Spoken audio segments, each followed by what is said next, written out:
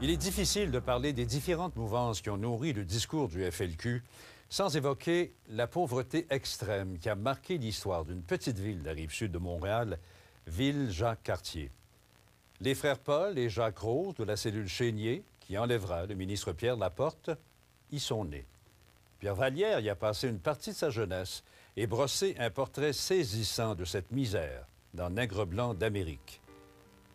Ville Jacques-Cartier, c'est pour Paul Rose la découverte d'une dure réalité sociale qu'il cherchera à dénoncer.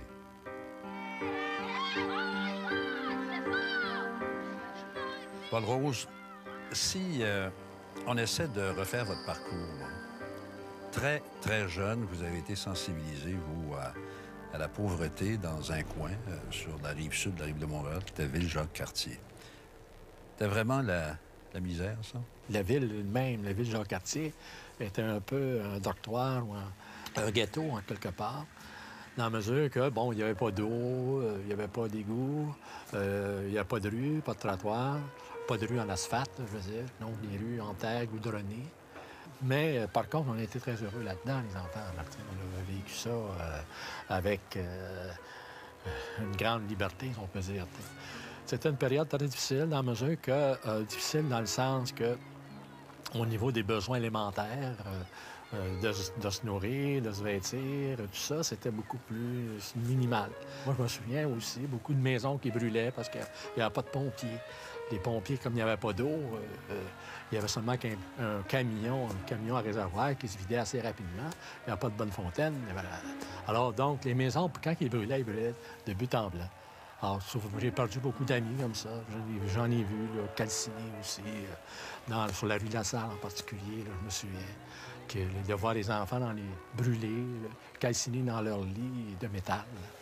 Et quand tu dis que tu as joué avec eux autres la veille, c'est sûr qu'on a appris beaucoup à être autonome, à se débrouiller soi-même, puis beaucoup de solidarité avec le quartier, l'environnement du quartier. Mais cette conscience sociale, vous dites, ça vient de votre mère surtout. Oui. C'est basé sur quelle valeur?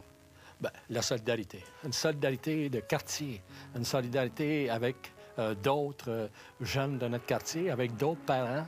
Et il y en a qui sont plus pauvres que d'autres. Donc, on s'entraide entre eux.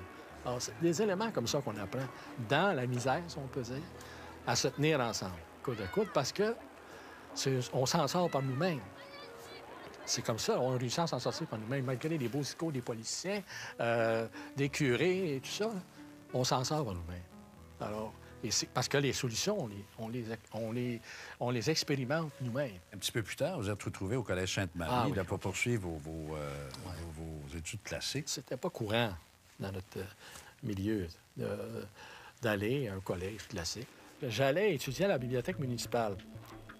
J'ai vu dans des prospectus qui étaient installés dans un coin de la grande salle de lecture toutes les inscriptions pour les écoles, pour aller pour les collèges, ça.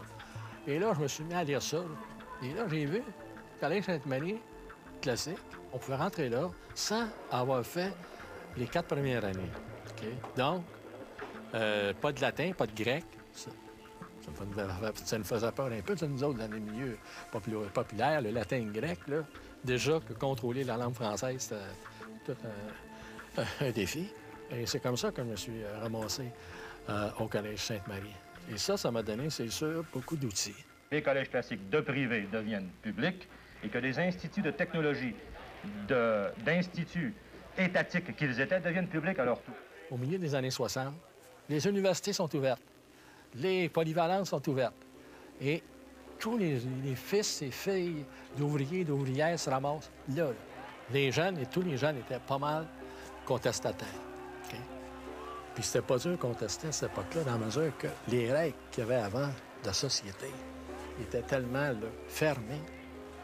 Et ça a été comme stoppé à la fin des années 60, en 69, avec le règlement anti-manifestation du maire Drapeau, qui interdisait toute manifestation, sauf la coupe grise, tout ça.